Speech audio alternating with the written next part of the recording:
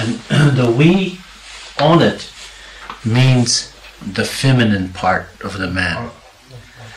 Yes, this is where the difference between, English language, man means macho, it means chauvinist.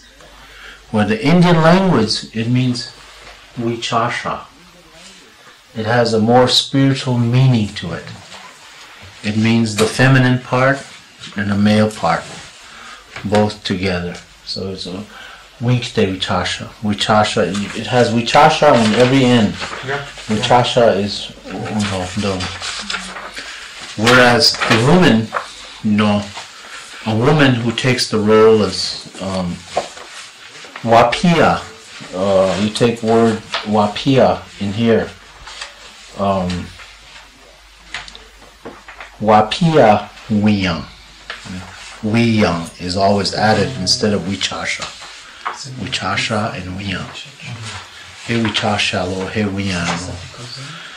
So the boys don't take that into. They don't get into that yet because they're still. They haven't matured. They are still holy. They are still in the eyes of the Creator. So he is Hokshila. He's a boy. Okay.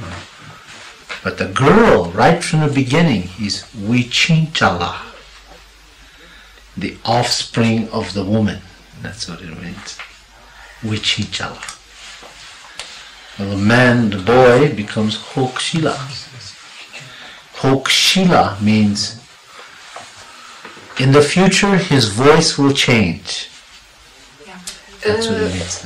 Hokshila is for man. And It's a boy. For boy, yeah.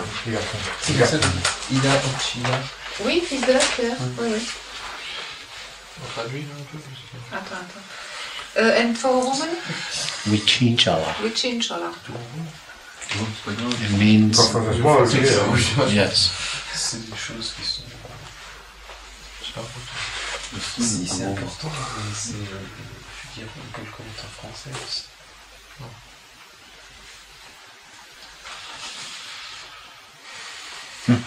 I was way off someplace. I went back to South Dakota for a few seconds. Those are to my young days, I was trapping a rabbit, Il vient de partir rapidement pendant quelques I secondes. remember that, so all of a sudden it come to me. I was very angry at my uncle, because he was trapping rabbits, with these traps, these very ugly looking traps, Des pièges. And I was following him. We was walking in the snow. Oh, let's check this trap in this hole. And here there was a foot of a baby rabbit, And he turned around and gave it to me, And while he went down like this, I hit it, my uncle. I made those bleed, I was very angry for cutting this rabbit's feet, He said, "You don't do this," And then I ran away, but his nose was bleeding. He couldn't chase me, He come home very angry, I was hiding behind my grandfather. I told him why I hit him. And I told my grandpa why I hit his son, because I don't like that, he cut a rabbit's feet, and a baby rabbit, That's what my mind was over there just for a few seconds.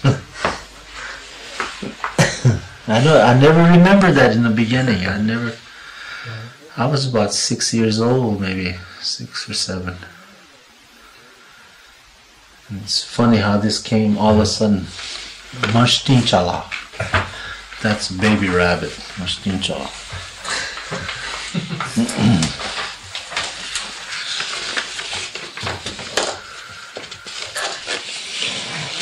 Il dit il y a des genres de médecine même dans sa culture qui bossent avec les forces négatives. Il dit que ce genre de personne est nécessaire. Moi, il développera après, il n'a pas développé du tout pour l'instant. Alors, ce sont des personnes qui comprennent les vies supernaturales, il dit il faut beaucoup d'années pour accepter et comprendre les supernaturels. Il faut parfois, je dis bien parfois, 60 ou 80 ans pour devenir maître sur soi-même, et c'est seulement alors que l'on peut commencer à maîtriser les forces négatives. Alors, il dit, nous avons un genre de médecine man, et là-dessus, il a digressé sur le mot médecine man. Il dit, le mot est inadéquat, ça vient du cinéma de western. Il dit, dans notre langue, nous n'avons aucun mot pour dire médecine. Et donc, médecine man, pour lui, ça n'a aucun sens. Pour les Indiens, médecine man veut dire un de ces mecs qu'on voit dans les westerns et qui vendent des potions magiques, de la bile de sorcier pour te soigner les dents, etc. Et il dit que dans sa culture, il y a 6 sortes de personnes. Bon, dans le petit fascicule, vous en avez 7. Il y en a un qui est un peu hors catégorie. Donc il dit qu'il y a 6 sortes de personnes spirituelles qu'on appellera donc par commodité ici des médecine men. Et toutes ces personnes tendent à suivre un chemin qui peut les amener à être sacrés à un certain moment. Alors il dit, je ne suis pas un médecine man. Un médecine man, ce serait comme si j'étais une nouvelle sorte d'animal. Je ne suis pas une nouvelle sorte d'animal, je n'aime pas cela.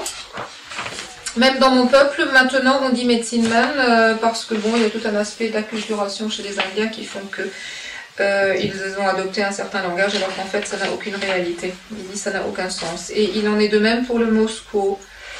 Il dit nous n'avons pas de mot spécial ou méprisant pour dire femme. Chez nous, il y a des hommes et puis des femmes. Pour nous, une femme sera une femme blanche, une femme noire, une femme rouge, etc. Et là-dessus, il est parti sur la définition de la femme. La femme en indien se dit wiyan. Et dans le oui, c'est la racine oui veut dire lune ou soleil nocturne. Anui. Hein? Il y avait Anui. Hanui. Oui. Oui, c'est ça. Ah, c'est ça, ben voilà, c'est ce que j'arrivais pas à lire. D'accord, Hanui. Il dit pour eux, tout ce qui représente des choses femelles se dit oui. Et Iyan signifie la route qui mène vers le monde spirituel. Ainsi, le mot oui, Iyan signifie femme qui est sur son chemin vers le monde spirituel, ou créature féminine qui est sur son chemin vers le monde spirituel. Et il dit ainsi le mot oui, Iyan, qui est traduit veut dire femme, est en fait un mot sacré, un mot qui touche au domaine de la spiritualité et qui connecte donc la femme à la lune, mais dans le sens spirituel du terme. Alors il dit, nous avons une sorte de médecine man qui se dit Winkte. Ce médecine man, c'est le travesti. Il est travesti parce qu'il change de vêtements. S'il est un homme, il porte des vêtements de femme et vice-versa.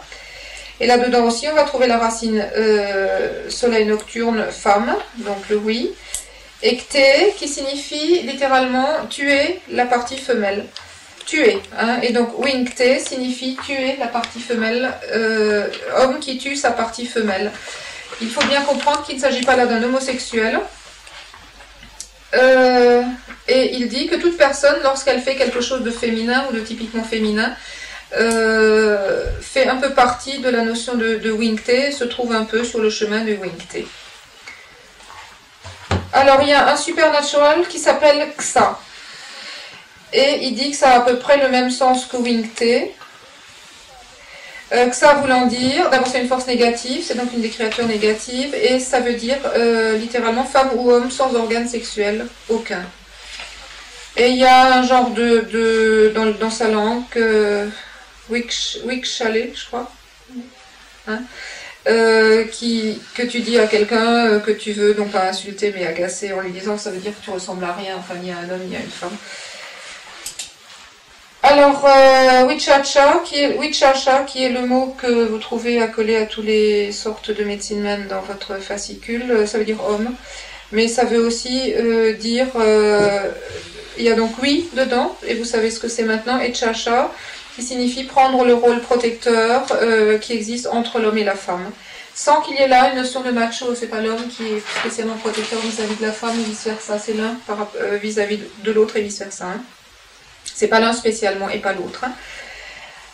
Et oui signifie donc la part féminine qu'il y a en tout homme. Et il dit en anglais, le mot homme a toujours d'abord il se phonétise d'une façon dure, man, et il y a un sens un peu macho, chauvin, etc.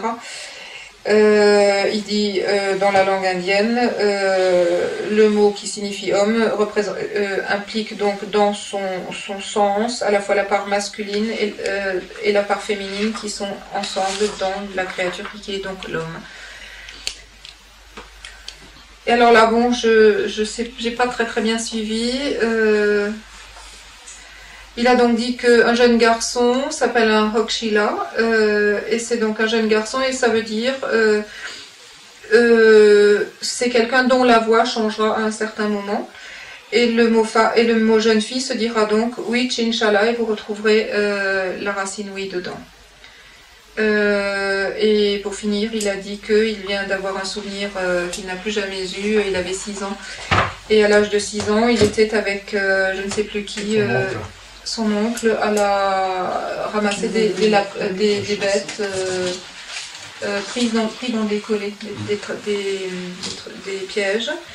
Et il était très en colère parce qu'à un moment donné, l'oncle lui a donné une patte de lapin coupée de bébé lapin. Ouais. Et qui c'est qui a fichu sur le nez à l'oncle? Ah voilà. Et lui, il a fichu donc sur le nez à son oncle qui saignait du nez abondamment. Et ensuite, qui était en rogne aussi, le tonton du coup. Et il est parti en courant se réfugier chez le grand-père en lui expliquant pourquoi il avait filé sur le museau à son oncle. Voilà. Et il dit c'est un souvenir qu'il n'a plus jamais eu. Et pendant quelques secondes, il a été dans le South Dakota. Ouais.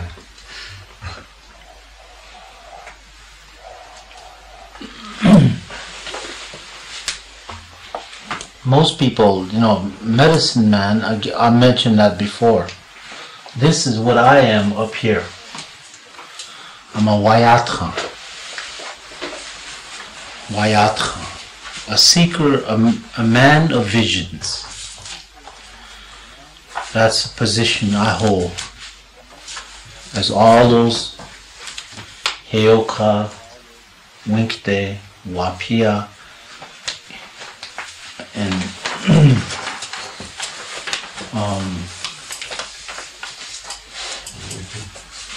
the Pejuta Chasha, Yuipi Chasha, and I hold that position up here. Tan, the word Tan, T-A-N, comes from the Creator. It means that I have only one person to answer to. Among the Lakota people, I'm the only one that holds this position. Any spiritual man among our people, any holy man can become Vayatra. But at this time, I'm the only one holding this position. Vayatra, the seeker of visions. I look to the future. And I see through dreams. Every night I go to bed, I have a dream.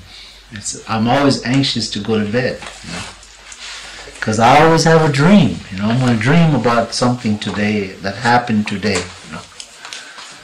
Something that is significant, but I didn't see it. Then I see it at night. You don't see it in the daytime. You're just, You're just going down the road, you don't know anything, your mind is blank.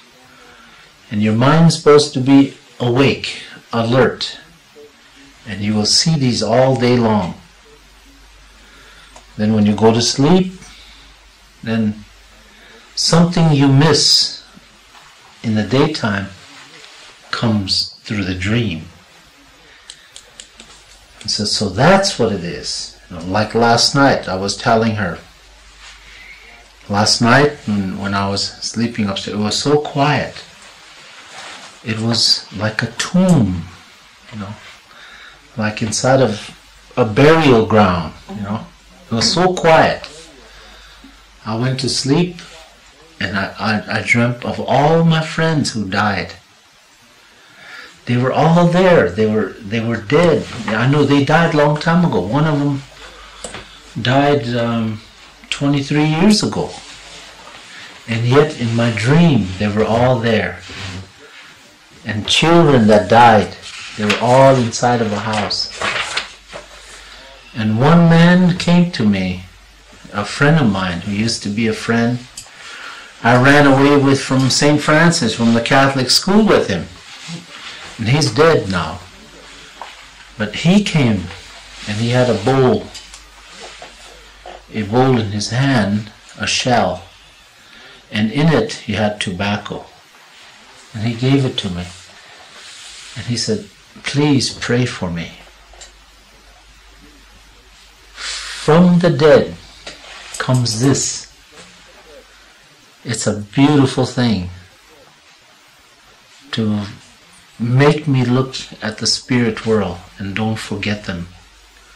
People who are dead, even people who died here, outside, fighting a war, we still must pray for them. I don't care if they're enemy, if they killed your parents. It doesn't matter. We still pray for them. We are the living. We belong with the living. And we pray for the dead. My people were killed by the millions and thousands. And still I pray for those people who killed my own people. I pray for them. I pray that the Creator will forgive them. Forgive them, for they are stupid. They don't know what they're doing. And one day, maybe they will be forgiven. Forgive your enemies, I guess you would say in one way. Forgive your enemies in this way. It's very hard to do this, a hard thing. To pray for your people who talk against you and say bad things about you. It's hard to pray for them, you know. It's really hard. But you go ahead and pray for them. You don't pray for yourself so you can be over them, but pray for them. So, a man, Wayat Khan, this is what I do. I cannot say that man is bad because he's talking against me, you know, and I will hurt him. Now, if I do hurt him, then I automatically become this man here. And I don't want to be this man, this person. Wapia, the negative, the conjurer, the witch doctor. I don't want to become this, because I can kill many people being this man who using negative force. When Wapia uses negative force, he is known as a conjurer, or he is called a witch doctor. But in many sources, this Wapia negative is exactly like modern plastic doctors of today. Modern plastic doctors. You know what plastic doctors are? They are modern doctors. They give you pills. You get sick, your toe hurts, they give you a pill. You have a headache, they give you a pill. You know? Your arm is broke, they give you a pill. You know, this is a modern doctor of today. And you are hooked to this pill, and when the pill is gone, you get sick. So you have to go back to the same doctor. Another pill. You got sick again. Another pill. Another pill. The doctor is, he's laughing. He takes all your money, he goes to the bank, you know. Puts all his money in the bank. Well, the Wapia negative does the same thing. But he does it in a spiritual way, mental and physical. What he does is he comes to you and he shakes your hand, and the unseen force that you don't know, he put into you. You call it hex, you know. Hex is what you call it, you know, in the language. I guess that comes from German, hex. Hex, You know, sorcière, the word hex, you know. Okay, he puts an evil spell on you or something like that. You call it a witch doctor. But this doctor, this medicine man, this spiritual man, holy man comes to you and puts this disease inside of you. Then you get very nervous. You are sick. You don't know why you're sick, but you're sick. You know, you go see a doctor, but the doctor, I don't know what it is, you know, looks at the charts, you know, looks at your body, you know, and you're negative, you know, your x-rays, he looks inside you everywhere.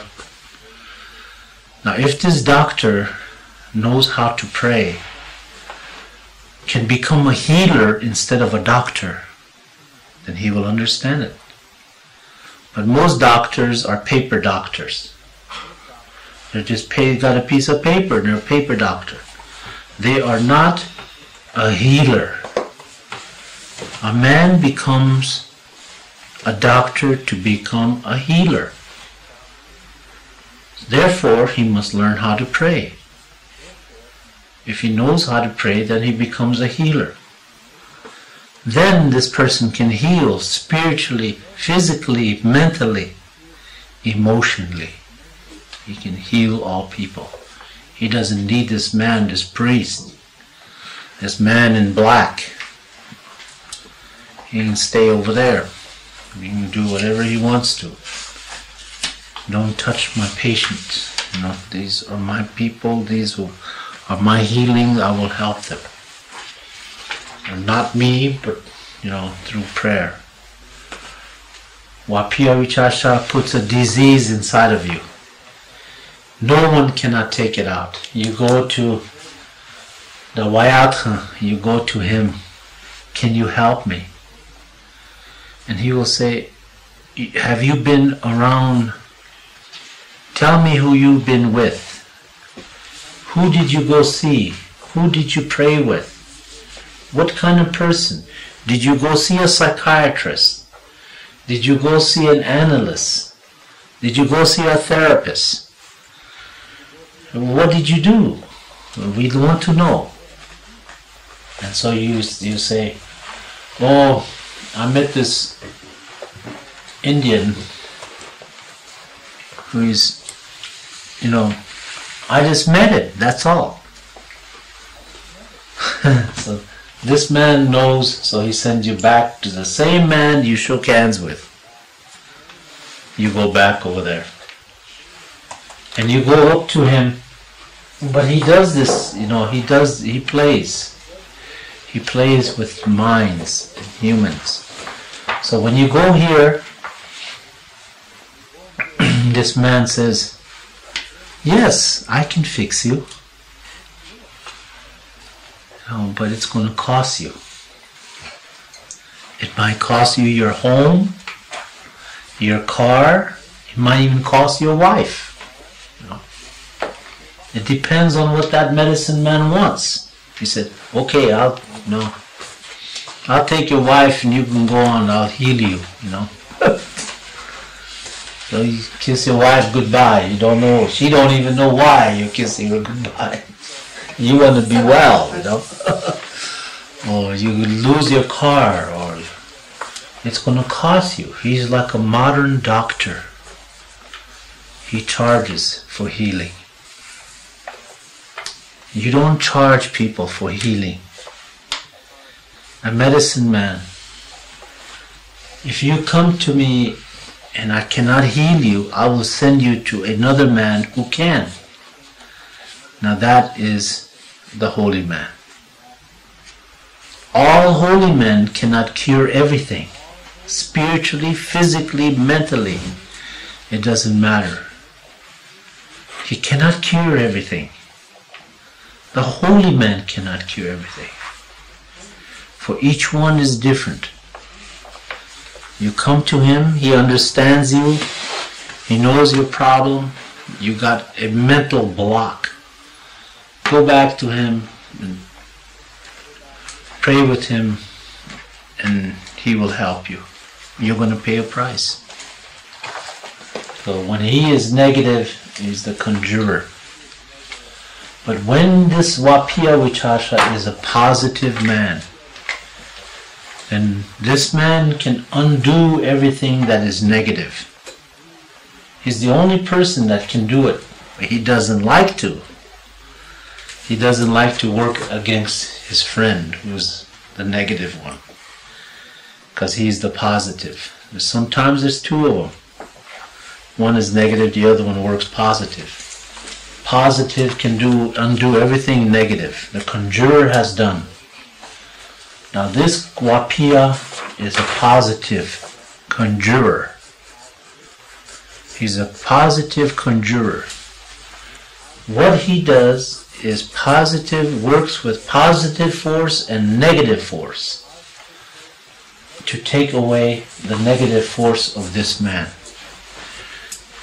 And takes it away and heals that person. Says goodbye. This is the way the holy man works. Holy man, you come, I'm sick, help me. So he prays with you, takes you maybe in a sweat lodge, maybe just sage. He makes you an herb, a plant. He heals you. That is my reward to the Creator.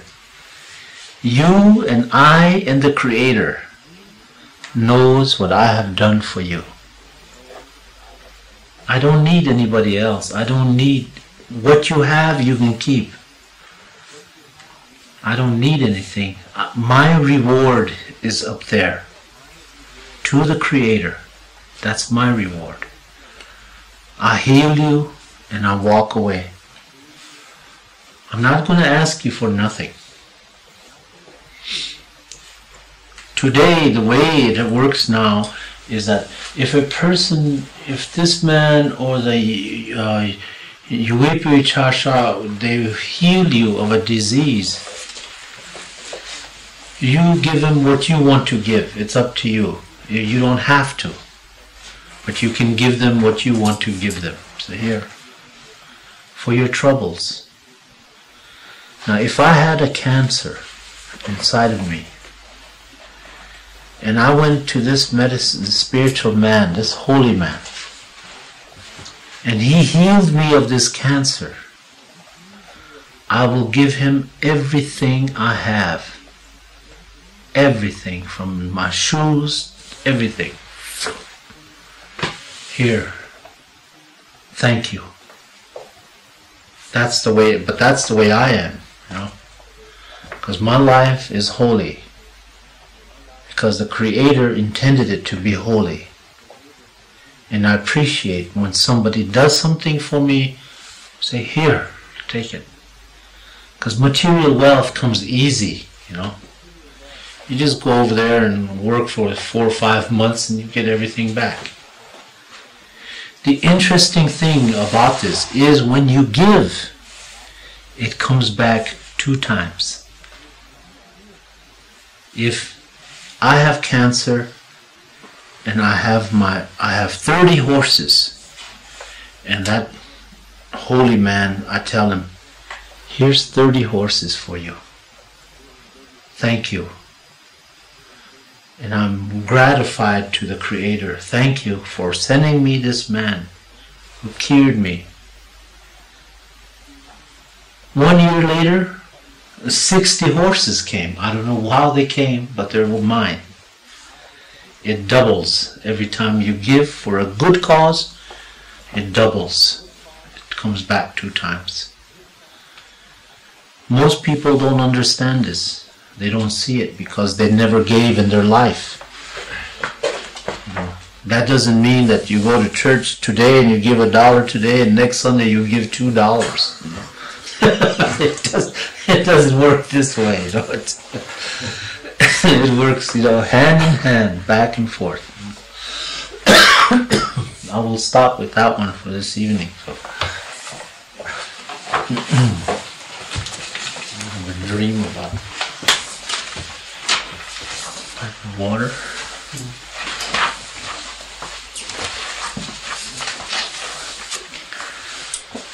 Alors là, il faut vraiment m'aider, parce que comment ça me déconcentrer. Alors, là, il me dit Wayatram.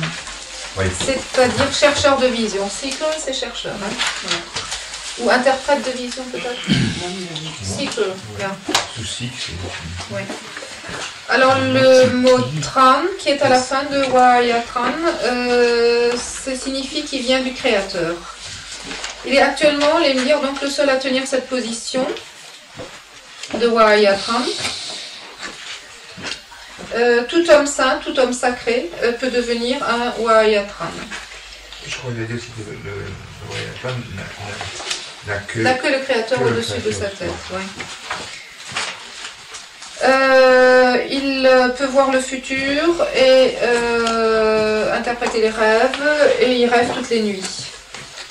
Et il a développé quelque chose en disant que tout au long du jour, bon, il se passe des tas de choses, et inévitablement au niveau de la conscience qu'on a des choses, on en rate.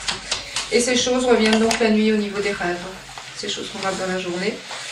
Il a fait un rêve la nuit dernière parce que, dit-il, ici où on est, hein, tout est calme, silencieux, et à la limite, quelque part, ça peut faire penser au calme d'un endroit où il y a des morts. Hein.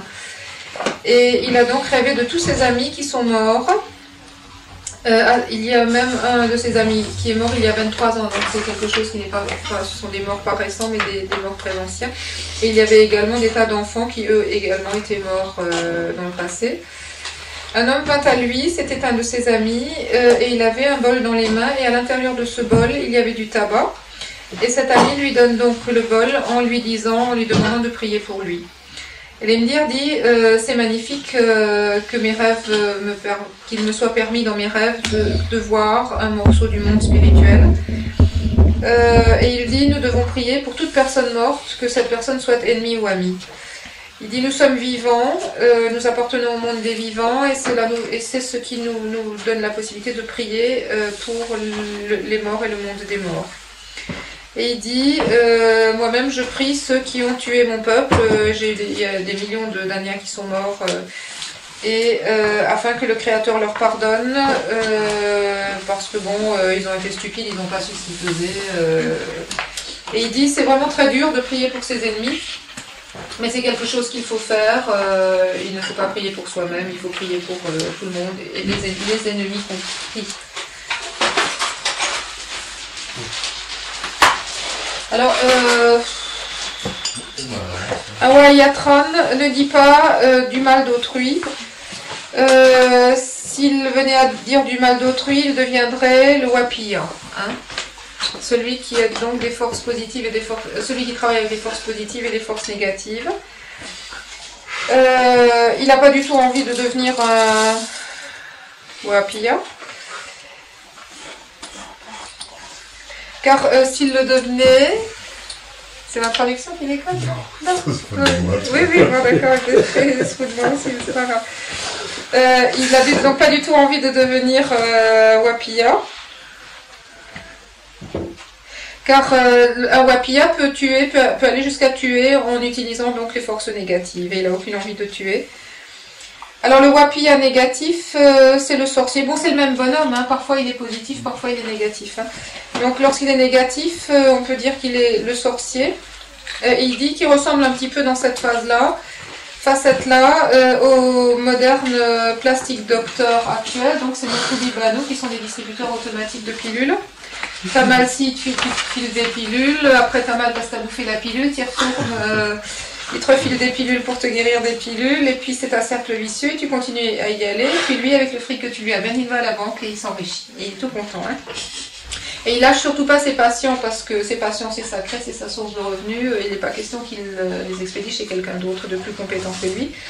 Et le Wapiya fonctionne de la même façon. Il touche aux différents plans de l'être, le physique, le mental, l'émotionnel, le spirituel. Il s'approche de toi et puis il te parle, il te donne la main et puis dans la foulée il peut très bien te jeter un sort et te rendre malade. Et ainsi tu es malade et alors toi tu es malade mais tu ne sais pas pourquoi et tu vas donc te balader, tu vas aller à l'hosto, on va te faire des radios, on va te faire des tas de trous dans la peau pour savoir ce que tu as, on va rien trouver. Et il dit, s'il est toubib, et personne ne peut rien y faire parce qu'on ne trouve pas ce que tu as, et donc c'est son issue.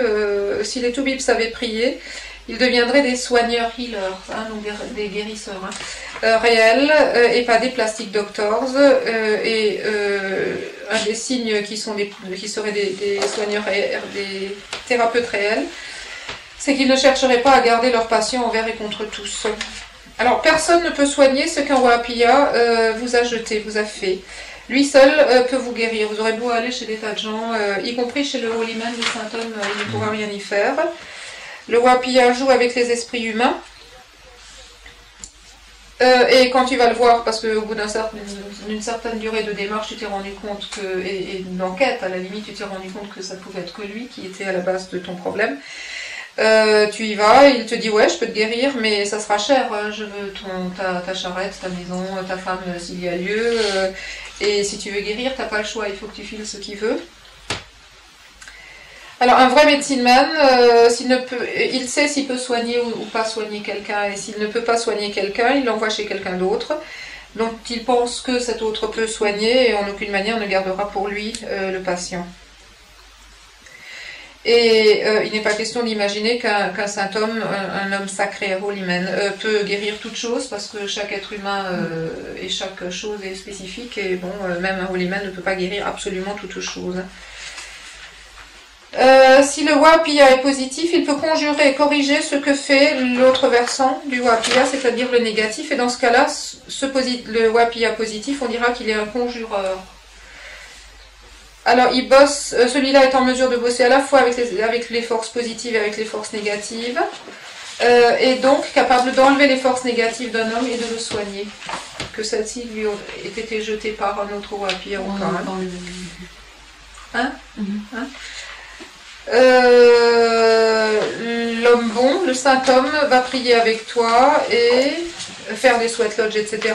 Va t'indiquer les plantes qui te guérissent et te guérira. C'est pas le même, hein, le Wapia, le saint homme, c'est le holy man. Hein. Et ça, c'est une chose qui regarde uniquement lui, toi et le créateur. Son juge est le juge du saint homme et le créateur, et exclusivement aucun autre medicine man ne peut se mêler de ce que fait le saint homme. L'homme sacré, hein, holy man. Saint homme, ça fait cucu. Hein, tout ça. Si je le dis, entendez-le quand même, sous l'autre forme. Hein.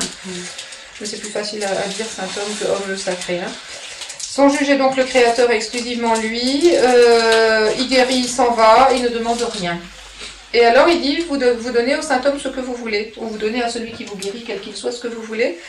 L'Emdir dit, si j'ai un cancer et que je vais chez quelqu'un et qui me guérit, je lui donnerai logiquement tout ce que j'ai, en lui disant merci, parce que ma vie est sacrée, le Créateur a voulu que je sois vivant, donc il faut que je fasse tout pour me maintenir en vie. Et il dit, de toute façon, il faut que vous compreniez une chose, les choses matérielles reviennent vite. Si vous donnez pour une bonne cause, si vous donnez pour réellement, hein, ça vous revient 2 fois. Un homme qui a un cancer et qui a 30 chevaux, si on lui guérit son cancer, il donne les 30 chevaux, il remercie le Créateur de lui avoir envoyé l'homme qui le guérit, et l'année d'après, tu peux être sûr qu'il en a 60 des chevaux qui lui sont tombés du ciel. Hein. Et il dit, beaucoup de gens sont incapables de comprendre cela, et alors ce qu'ils vont faire, ils vont aller à l'église, ils donnent un petit franc pour les pauvres, etc.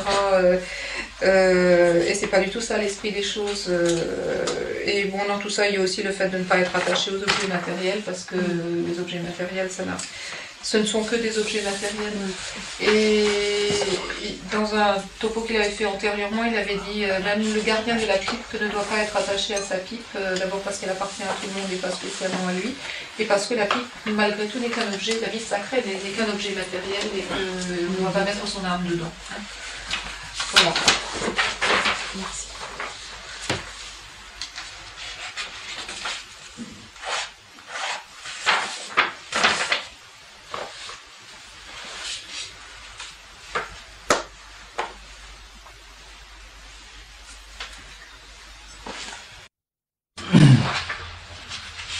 We're having the sweat lodge today, so I'm going to talk about a little bit about the sweat lodge for the benefit of other people.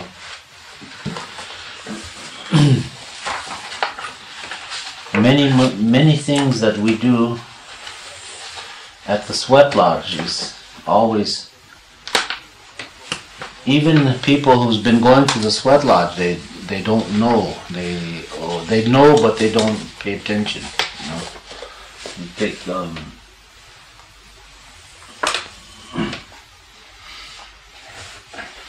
this is the fire, where we lay down where we start the fire, where we set up the sweat lodge fire. This could be longer. But like we did yesterday, we put all the wood in here, the little wood, and then we put the other wood across, and then the rock.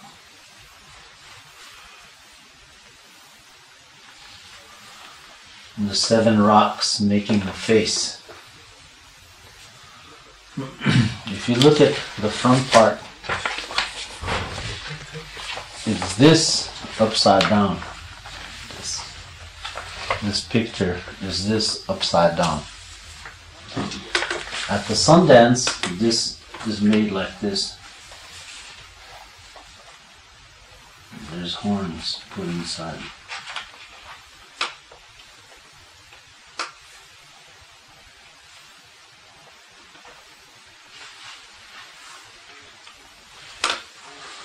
They dig a hole and they make it like this at the Sundance time. The fire pit is supposed to look like this.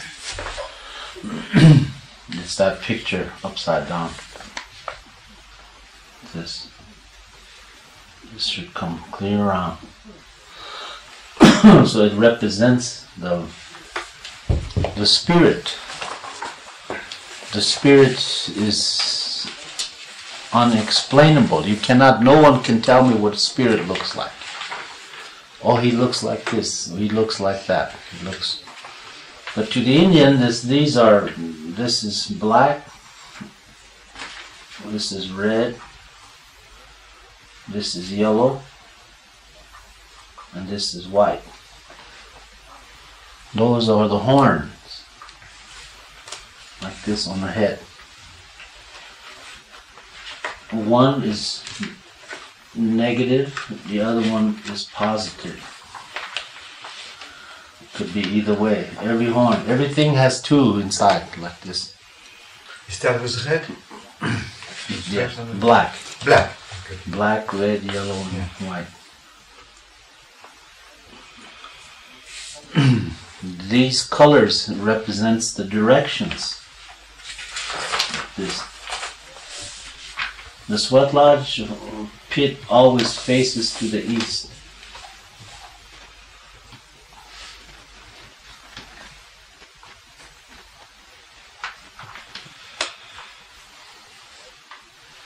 North, east, west, and south. Always face like that, and the sweat lodge always face this way. It faces to the west.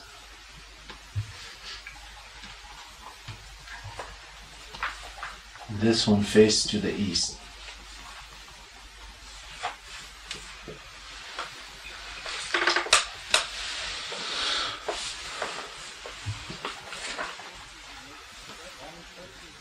Now the only person who makes the sweat lodge face to the east, puts the sweat lodge over here and the fire over there, is the Heoka man.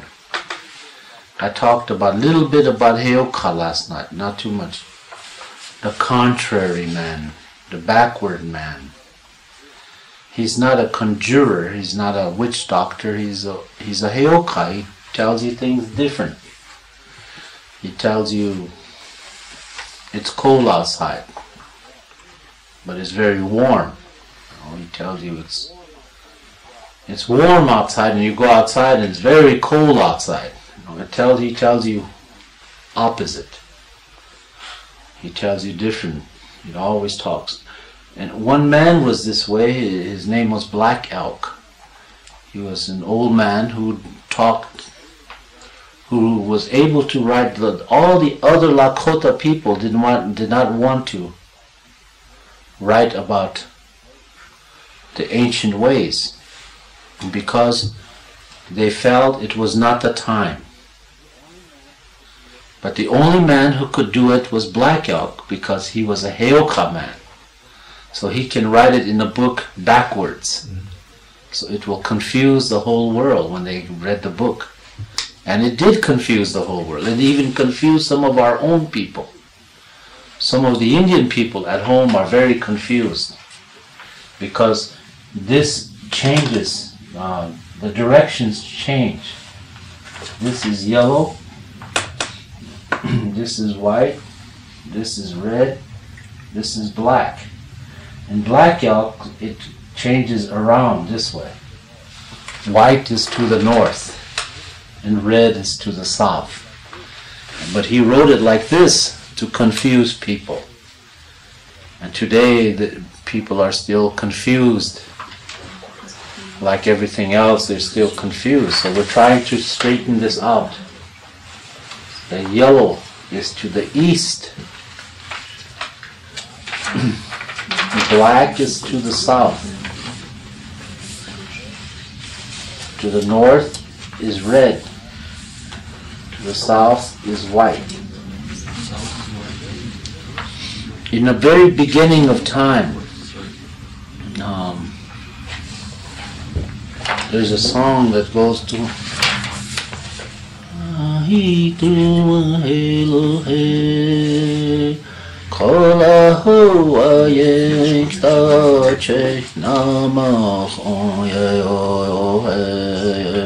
that's not in the songbook. Ri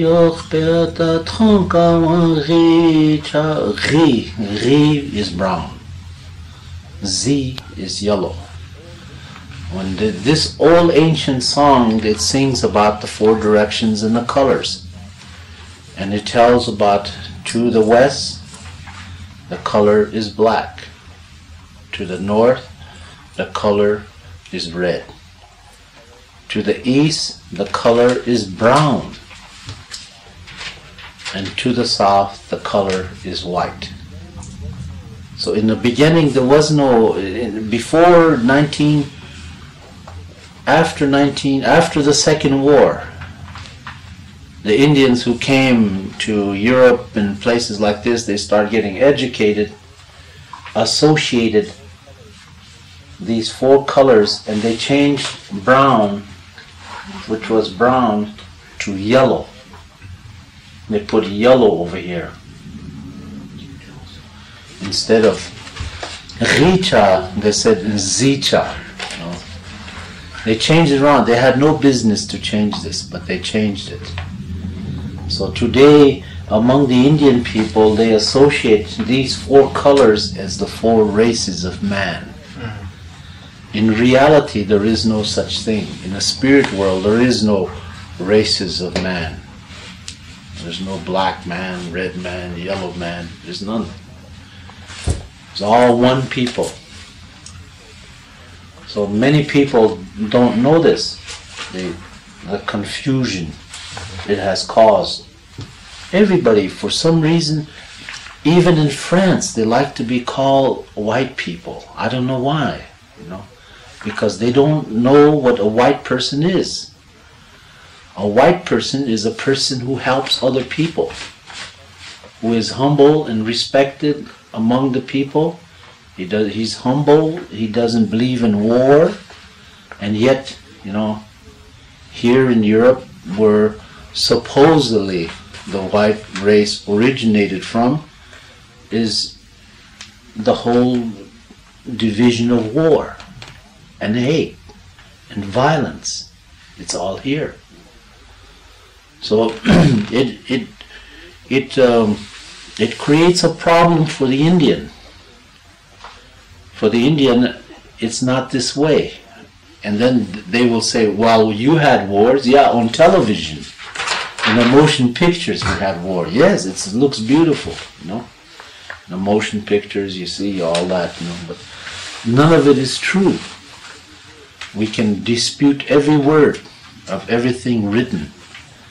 In some places, we were against the wall and we had to fight. And when we did fight, we won the fight. We won every fight we went against. But we don't like to fight. Because it has nothing in the teaching. In the spiritual teaching, there is no war. Where the Christian Bible talks about war, our sacred teaching talks about peace. So there's a difference. You know, you talk about war, an eye for an eye, or a sword in one hand and a Bible in the other hand.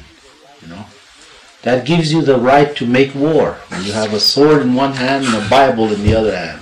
Sword, une arme, c'est ça? Ah, une épée. And sword is to kill. The knife, big knife. So it tells us, well, the Indian's teaching, it doesn't teach that. It doesn't talk about, you know, one hand and one hand is something else, you know. It's both. One hand is this does not separate from this, you know. My left always knows what my right is doing. My right knows what my left is doing. Where the governments of the world do not know. The head does not know what the left hand is doing, and it does not know what the right hand is doing. You know? So the right hand is making a war, and the left hand is using religion. And the head doesn't know what he's doing, what's going on. You know? It's this way, you know, in life.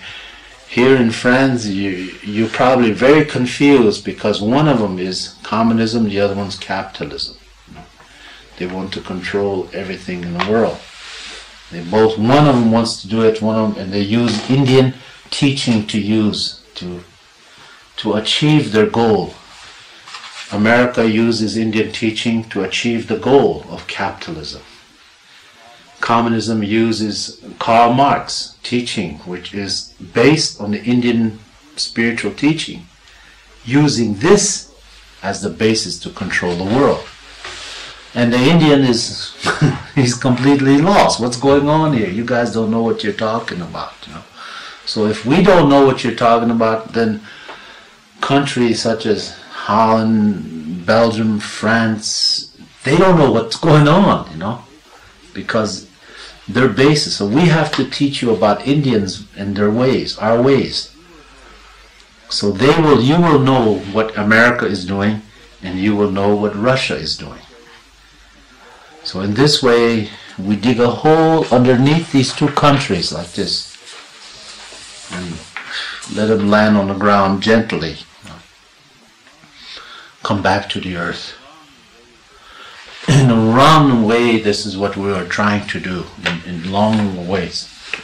But this, in the Indian teaching, spiritual teaching, there is no color. There is no black man. There is no. But in the ancient teaching, it tells us of the people from the West. The people from the West were the black man. Today you call him a black man. We call him a people. We would say the origination of these people is from Australia. They're the original black man, original people. They are from here, not from Africa, because they came around this way. And they're teaching, as we understand it as Indians, these people from the West, their teaching was the thunder beings.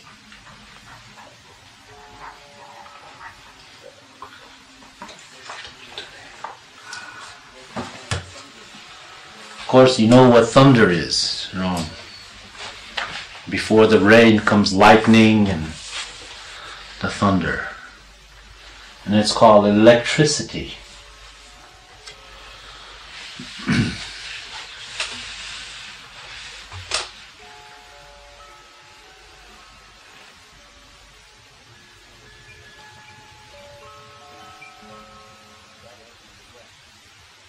That's from the West. This is how the West, the directions are set. Then you have from the North. You call us today red man, you know. From the North comes the teaching of the earth. These are the basics, the way it is set upon the earth, the way it was in the very beginning. and how time has changed over time. Over here is the yellow. Now here is a teaching that reversed itself, because brown and yellow.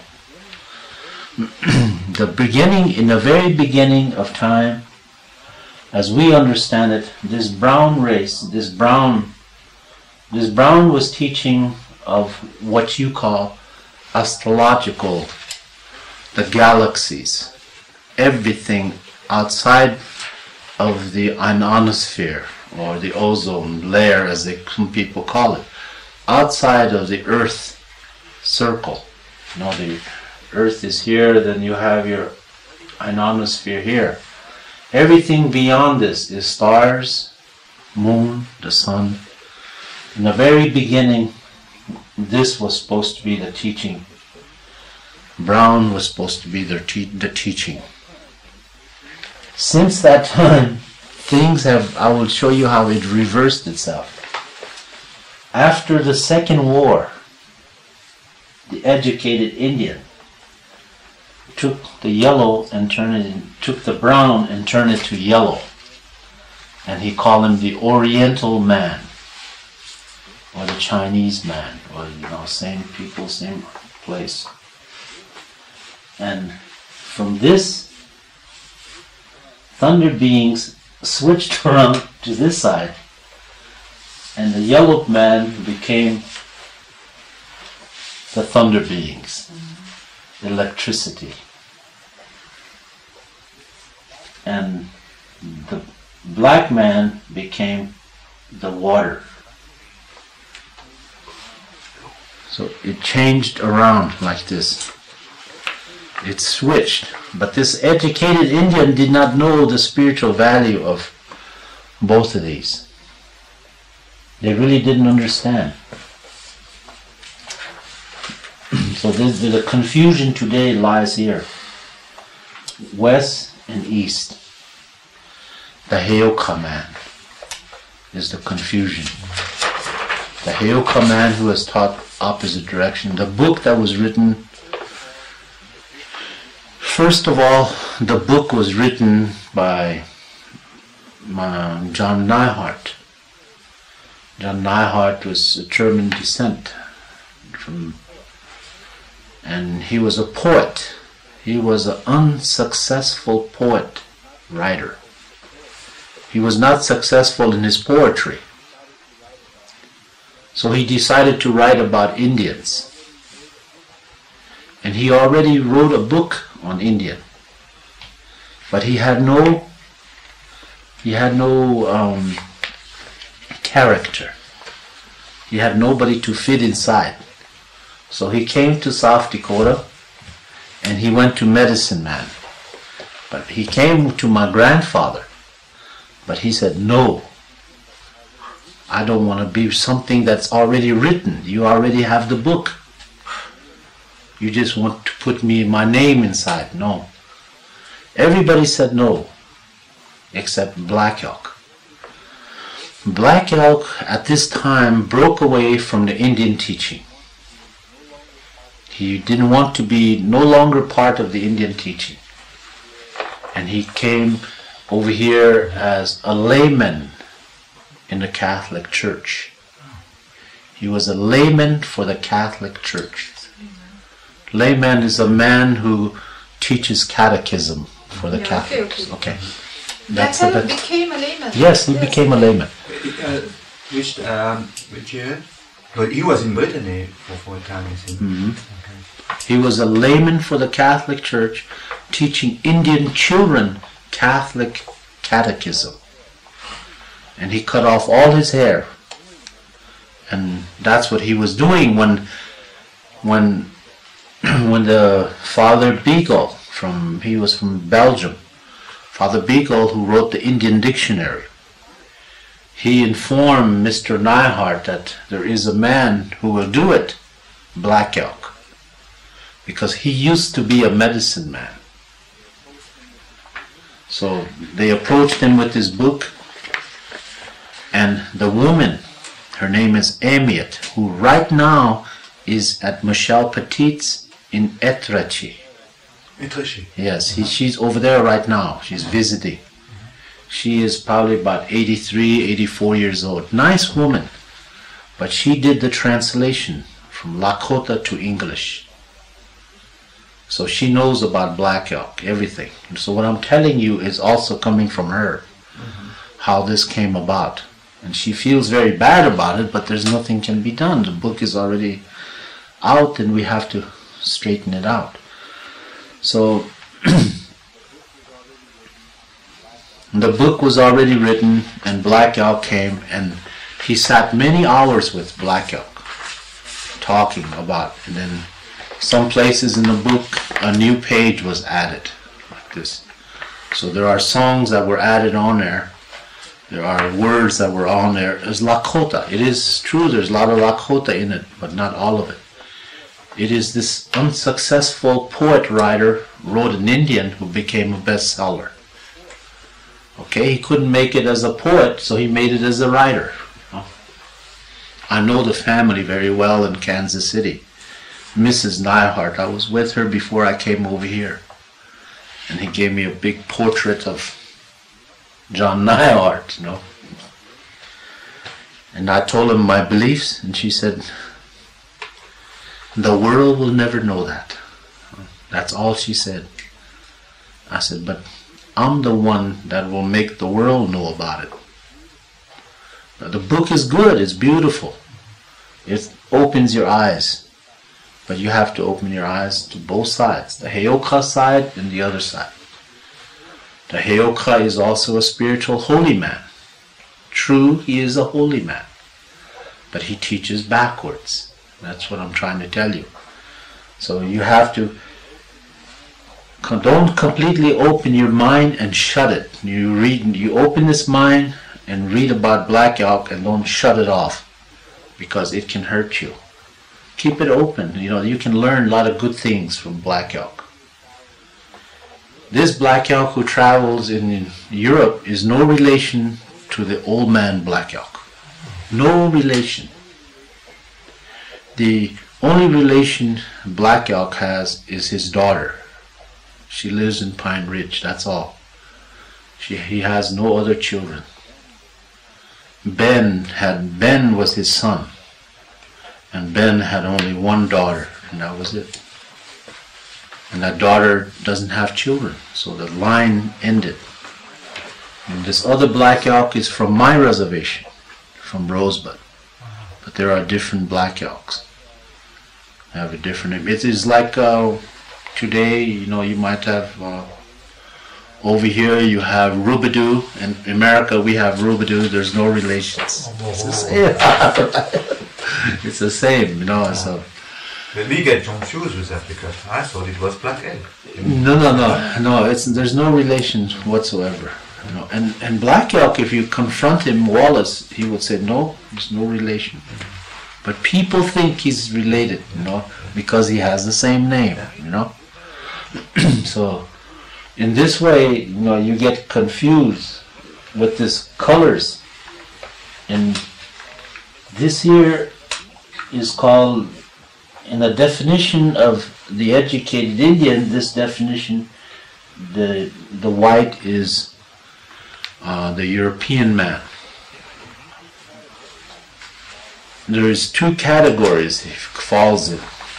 The European man is called the traditional white man. And then we just have a white man, which is the American. American is the white man, and the European is the traditional white man. So that is the definition of the educated Indian. You know, these people, this is how they brought it about, that, you know, but to the Indian, to the medicine man, there is no white man. The color is, I always tell a little story of how it came about. There were two people. They were brothers. They were on the Missouri River. They were trappers. So obviously they were French. And they came along the Missouri River, And one of these men was good to the Indians. He traded with the Indians, and they gave him back and forth, and they accept him in the tribe. But his brother, he break the ground and he plant potatoes and pumpkins and like that, and he didn't trade, he sell, you know. He sold everything. So this man, two brothers, one was called Washichu. Washichu means the taker of fat, the taker of the best portion of the buffalo. You know, leaves the bad, the kind he don't want, he takes the best part. The taker of fat, or the taker of the best part. And his brother was called Wichasha Ska. Ska is white. Wichasha is man. White man. Wichasha Ska. So these two people understood what it meant. And the one, Washichu, one brother, didn't like his brother because he was Wichasha Ska. The Indian trusted him, and they didn't trust him. So eventually he had to move. He went down the river to another area, to another different tribe. And he approached the tribe and says, I'm a Wichasha Ska. I'm a Wichasha Ska. So the Indians, being as they were, okay, this man is a Wichasha Ska. He's a good man. See, the white man, the word Wichasha Ska means a good man. A good man who helps other people, you know, to do things, to help each other. This is the definition from the traditional man, how this word came about, Wichasha Ska. Wichasha Ska Himanchayalo. He said, I am a white man, I come to help. You know, so the Indians accepted him. Later they found out he was a Washichu, you know. So nobody would want to be called a Washichu. Washichu is a taker of the best part of the land, and look what happened in America. They put him on the reservations on the poorest land they can find. There's no grass, nothing growing in the deserts. But today, in those deserts, underneath comes the wealth of the world.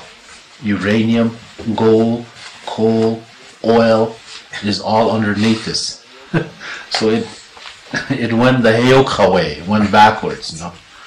So now, you know, the Indians are sitting on the richest land in America today.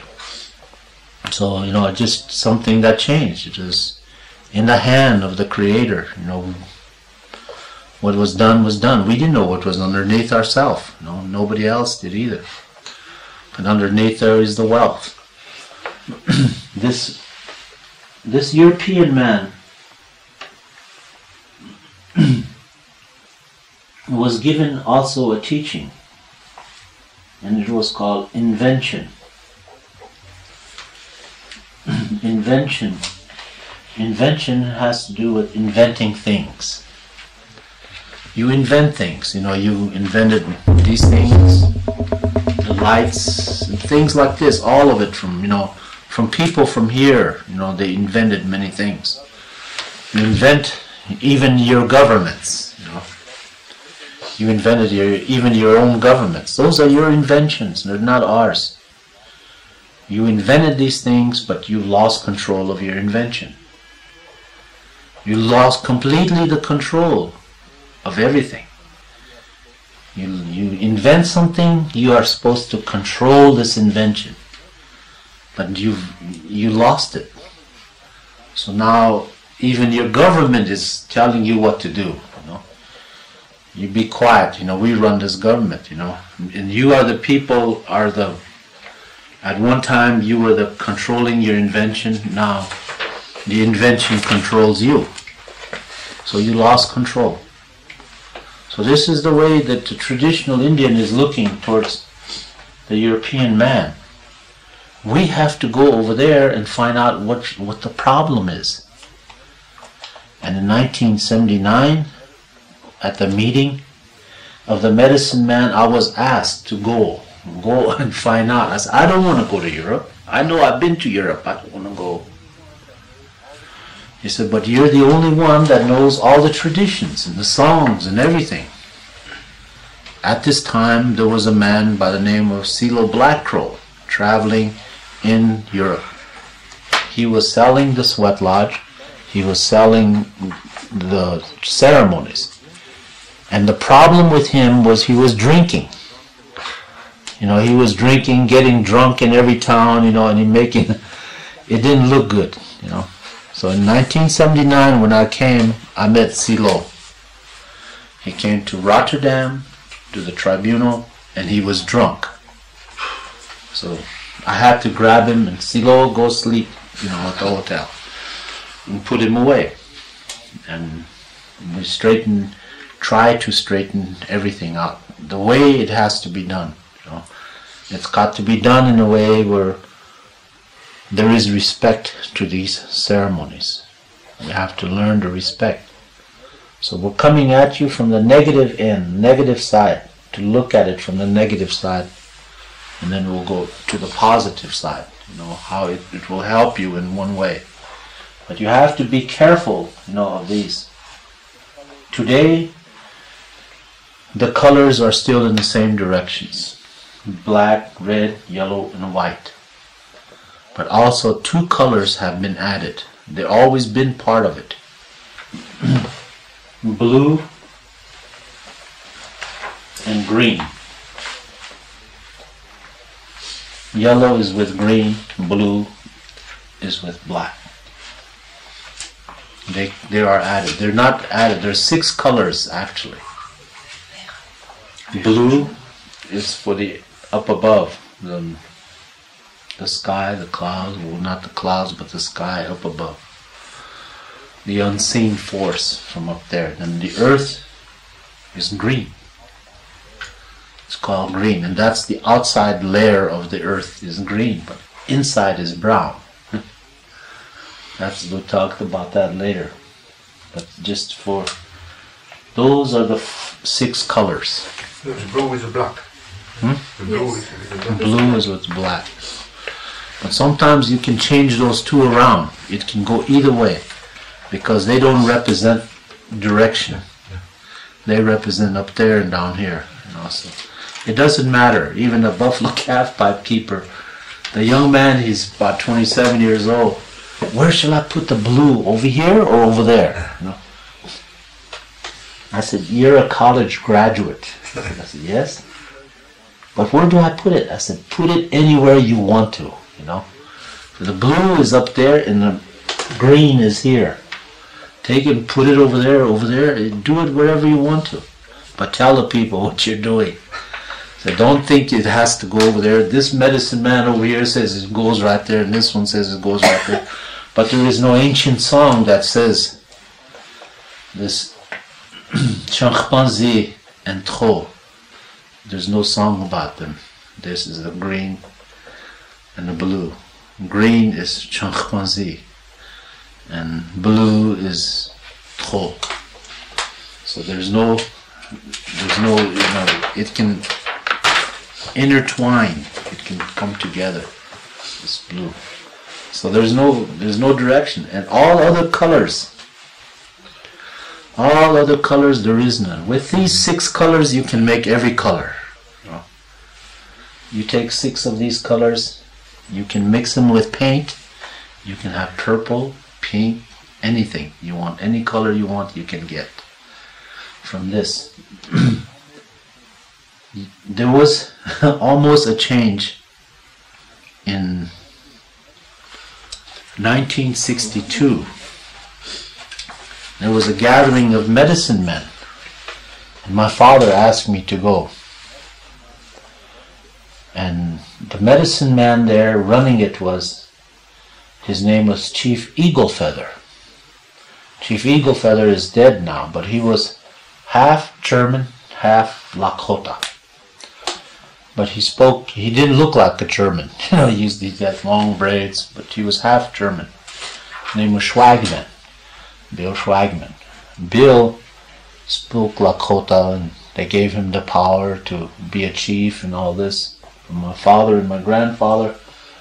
And he had a meeting, and at this meeting he wanted to add 2 more colors to these 6 colors. He wanted to add purple, and he wanted to add pink to these 6 colors, to 6 original colors, you know. And my father just sat there listening. Everybody, all the other medicine men, they was all ready to agree.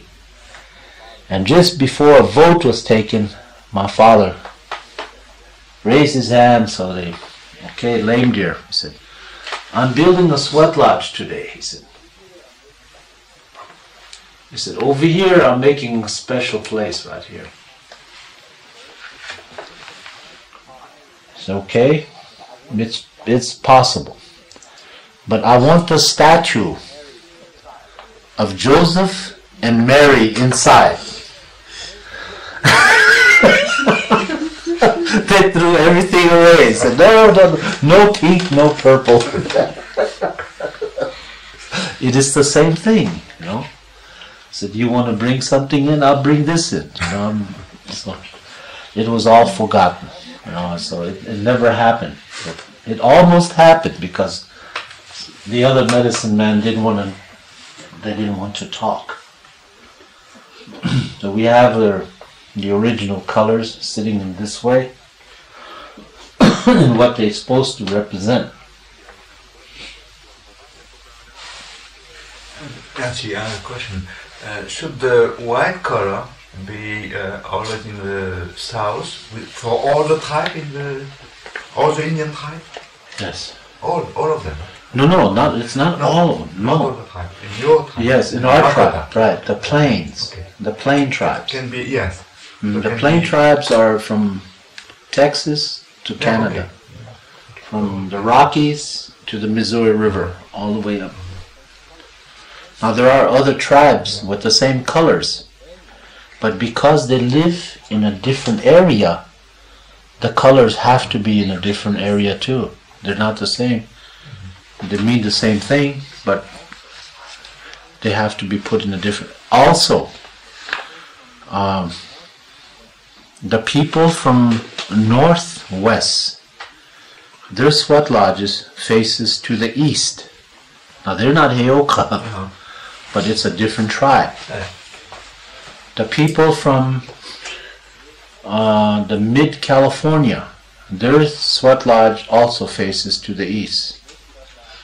The Navajos, their sweat lodge, you go in from the top. You don't go in from any sides from the top. You go inside in a step ladder. That's how you go inside.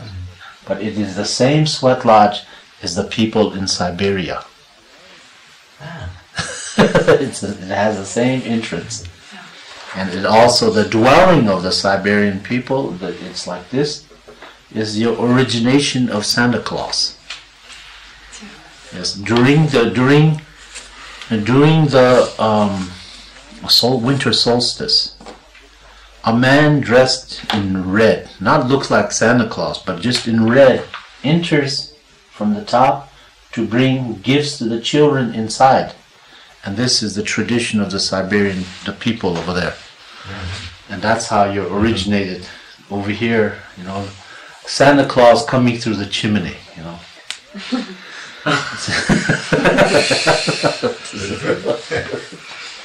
In America, that's, you know, you can see where all these traditions come from by watching it, you know.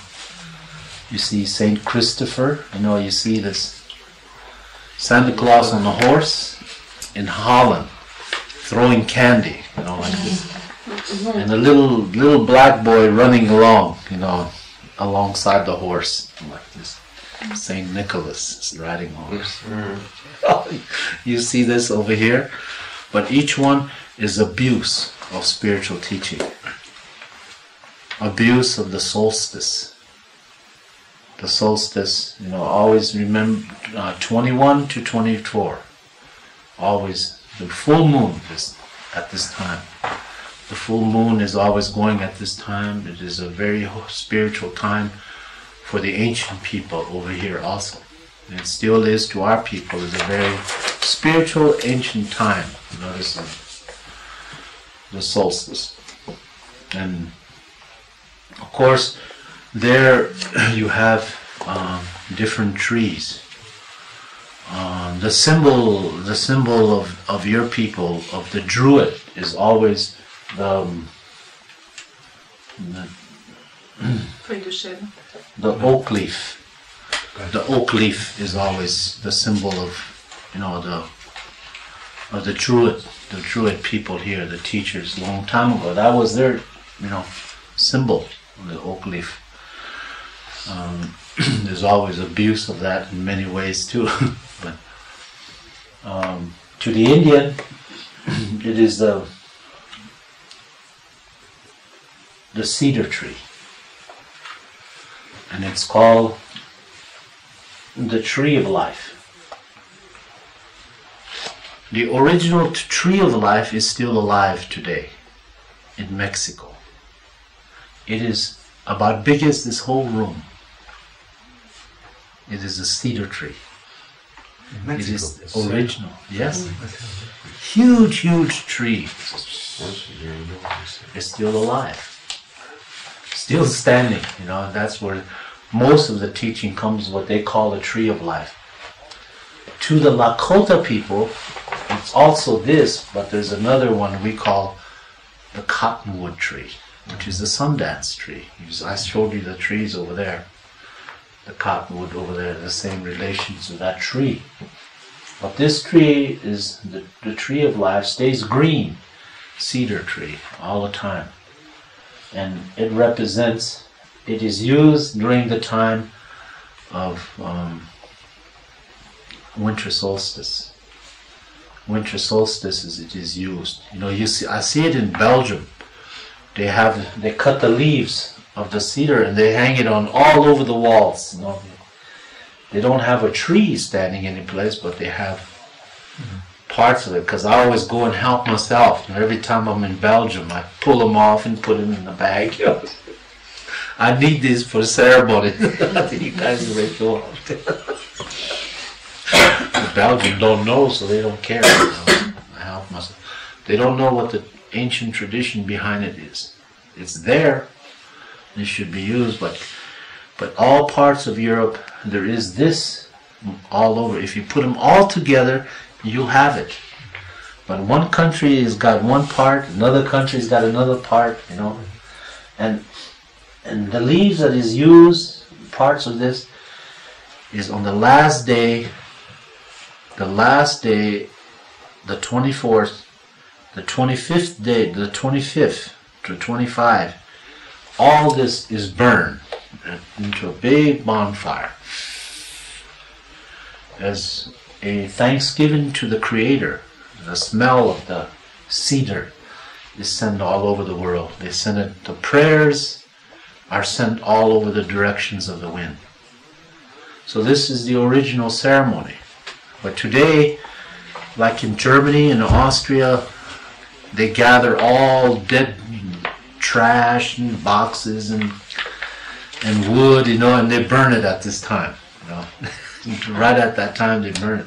They have the right idea, And some of them in Holland, they put this tree of life on top of long sticks, long poles. And if you go steal it, that town community has to buy it back from you. So they try to steal it from each other. In Holland? In Holland, yes. But it's also in part of Belgium, the Flemish part of it. It's also that way. I see these, all the time, so I start to know what happened to solstice. It's been completely abused by the Christians. There's no denying it. Christian might deny it because he doesn't know. He doesn't even know that Jesus Christ was not even born on solstice. He was born sometimes in April, in that time. But they try to make everybody say, oh, Jesus Christ was born on the evening of 24, I guess you can be born any time, it doesn't matter. But to use it against the people, not for the people, but against the people, to indoctrinate, it's always, for us, it's always a bad feeling to use spiritual for indoctrination, to open your mind to what is going on, to these directions in the trees. Better stop with this. Keep going.